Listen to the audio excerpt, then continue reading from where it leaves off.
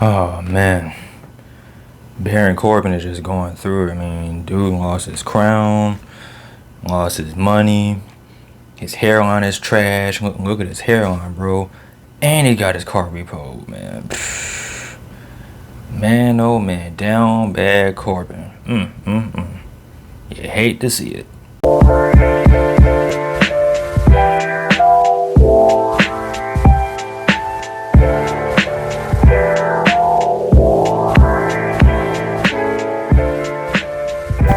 What's going on, guys? It's your boy Big Hero Quiz back at you with your Friday Night Smackdown review.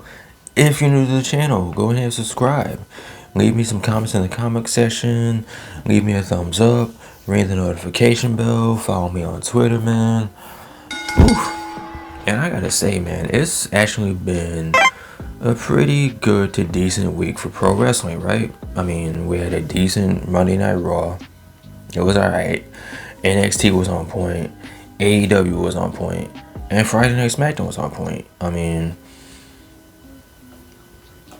I can admit I have a couple of issues. And it's no nitpicks, but it's a couple of issues nonetheless, right? So, big news. Zelina Vega is back. She made a return tonight on this episode of SmackDown. Sonya Deville came out and she announced that Zelina Vega will be in the Money in the Bank match, which on the one hand is cool, but on the other hand, how exactly did she get into the match? She's been gone for a hot minute. Also, you had Liv Morgan come out, and I'm pretty sure, I'm like 99% sure that not Zelina Vega, but Liv Morgan was in the Money in the Bank match because she beat Carmella last week, but I'm confused. So it's announced that Zelina Vega's in the match, and Liv Morgan's like, bro, what's going on? Like, why am I not in the match? I beat Carmella last week, and then you have Zelina Vega pop up out of nowhere, and now she's in the Money in the Bank match. Like, what's really good? So Zelina Vega and Liv Morgan have a match, and Liv Morgan wins. And I'm like, okay, so you have Zelina Vega return out of nowhere just to have her lose to Liv Morgan, who's not in the Money in the Bank match, who I'm pretty sure is going to be in the Money in the Bank match. Like, I was kind of confused by that part, but it is good to see Zelina Vega back. Another little minor nitpick is the fact that, so next week we're going to have another qualifying match for the men's Money in the Bank match, and it's going to be another rematch between Cesaro and Seth Rollins. Okay, so how many times are we going to see Cesaro versus Seth Rollins? Now, I'm entertained by both these dudes. I like both of them in the ring. Seth Rollins is having an absolute run right now. But how many times can I possibly see Cesaro versus Seth Rollins? Like, come on. Again, another rematch. Another rematch between these two. Speaking of rematches, we had another rematch between Sami Zayn and Kevin Owens. Now, the match itself was a last man standing match, and the match was fire. But how many times am I going to have to see Kevin Owens and Sami Zayn wrestle each other? Like, this doesn't make any sense. Bruh. And there was a lot of cool things going on in the match. Like, you had Kevin Owens set up two tables stacked on top of each other, and Kevin Owens eventually went through both those tables. Like, it looked like Kevin Owens was going for a suplex, but Sami Zayn reversed it and knocked Kevin Owens through the tables, and I thought that was it. But Kevin Owens was able to beat the 10 count, and eventually Kevin Owens won. Like, I figured if Kevin Owens can get up after that, he's pretty much gonna win the match. And the match itself was entertaining. Like, it was a lot of fun. It was the best match of the night. But how many more times we have to see Kevin Owens versus Sami Zayn? How many more times we have to see Seth Rollins versus Cesaro? Like, come on now. Other than that, man, SmackDown was pretty entertaining. They even are getting me to somewhat care about the former King Corbin. And this dude is just down on his luck. He's down bad, man. Like I said in the intro, he lost his crown. He's losing money. His hairline, oh my God, that's enough to have sympathy right there. Like, if you have a hairline like that, bruh, Look at his hairline. It looks like, I don't even know what. It looks kind of looks like the Pizza Hut logo. Like, how does this even happen? Like, what are you doing here? But it was a tag team match between the New King, Shinsuke Nakamura, and Big E going up against Apollo Crews and Baron Corbin. And they did Baron Corbin so dirty during his entrance because he still has the old King Corbin theme, and he's making his way to the ring. And the announcer's like, King, oh, I'm sorry, my bad, Baron Corbin. And they just cut his music off, and they cut his Tron off, and it's just like he's just walking to the ring. He was depressed. And apparently WWE filed a trademark for Happy Corbin, and I'm like, nah, you need depressed Corbin, you need down bad Corbin, you need bad credit Corbin, you need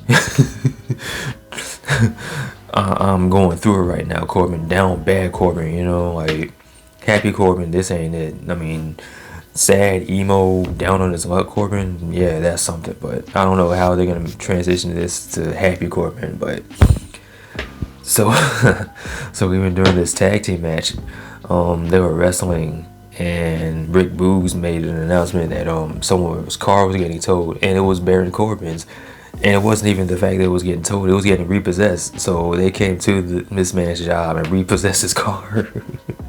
And it's like, you just feel so bad for him, like, bro, like, someone give this man a break. He's about to possibly kill himself, maybe kayfabe wise, I don't know.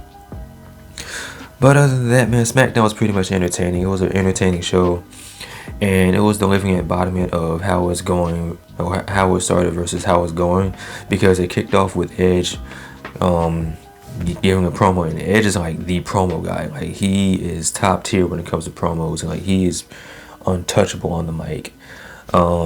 He's pretty much saying that he's living rent free in Roman Reigns' head. Like, he knew that he saw fear in Roman's eyes, and he knows he can beat him. And he's just pretty much hyping up the match between him and Roman at Money in the Bank. And then you have Jimmy Uso in the back, like, asking Paul, like, yo, where's Uso? Where's Big Uso? Where's Cuz at? Edge is out here talking all this trash, like, where's Roman? And Paul was doing that normal, you know, well, Roman will get here whenever he feels like he's the champ, and he'll get here on the champ's time.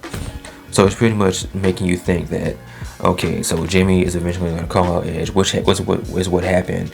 And you're thinking, okay, Jimmy's going to fight Edge, and then Roman's going to pop up out of nowhere and then spear Edge, or do whatever to Edge and get his revenge for last week.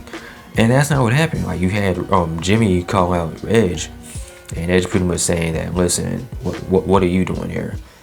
You saw what happened with your brother and Roman. Like, Roman's playing you. Like, he doesn't have Jay, but he's playing you like you're Jay. You know, like, what are you doing? This is a setup, but it's not for me, it's for you. So him and Jimmy and Edge get into it. They fight in the middle of the ring. Edge gets the upper hand. He locks in the crossface on Jimmy, and then he goes out and he looks like he's gonna get a chair for the concerto, but he breaks off the bottom piece, and he locks in that crossface again with the bottom piece of the chair in Jimmy's mouth, looking at the camera like, this is for you, Edge. This is not for you, but this is for you, Roman. Like, I hope you're watching.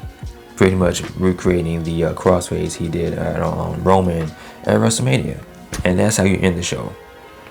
So yeah, man, it was a pretty interesting show. Like, SmackDown has been pretty much on point these past few weeks, these past few months, pretty much ever since Roman came back, and then you introduce Edge into the mix. SmackDown has been on point. So, other than my little complaints, my little nitpicks, my little gripes, SmackDown was pretty much a good show. It's gonna be interesting to see what happens next week. How Roman's gonna respond to this, how Jimmy's gonna respond to this. Where is Jay? Is he using up all his PTO? We don't know. Does he have that much time off that he can just not show up? Did he call out? No call, no show? Who knows? But it's gonna be interesting to see what happens next week on SmackDown. Those are my thoughts. What did you guys think about the show? Leave them in the comment section for me. Let me know what you guys are thinking about SmackDown. What do you guys think about the Money in the Bank match? What do you think about the Money in the Bank show? Who are you thinking is gonna win? I mean, we got 2 more qualifying matches next week on SmackDown. Who knows who else is just gonna be randomly inserted into the women's Money in the Bank match? Who knows? I don't know. But that's it. That's all I got for you guys. Yeah, that's been my SmackDown review. You guys take care. Be easy. I'm out. Peace.